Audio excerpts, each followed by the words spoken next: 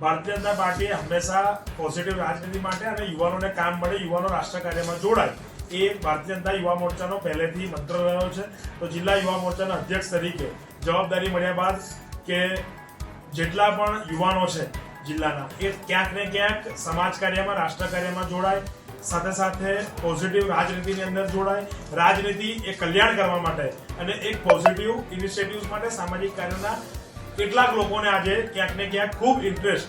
ભારત એ એવી સંસ્કૃતિ છે કે ક્યાંક ને ક્યાંક એ લોકોને પોઝિટિવ કામ કરવાની ઈચ્છા હોય. જ્યારે વિશ્વના આજે યુવાનો એ અલગ અલગ રવાડે ચડ્યા હોય, ત્યારે ભારતનો યુવાન સંકલ્પિત છે, ભારતનો યુવાન રાષ્ટ્રભક્ત છે. ત્યારે ભારતીય જનતા युवा मोर्चो एमनी आ ऊर्जाનો उपयोग કરવા માટેનો बेस्ट प्लेटफॉर्म. हमसे जुड़े रहने के लिए हमारे YouTube चैनल को सब्सक्राइब करें और नई वीडियो की नोटिफिकेशन के लिए बेल आइकॉन को दबाएं.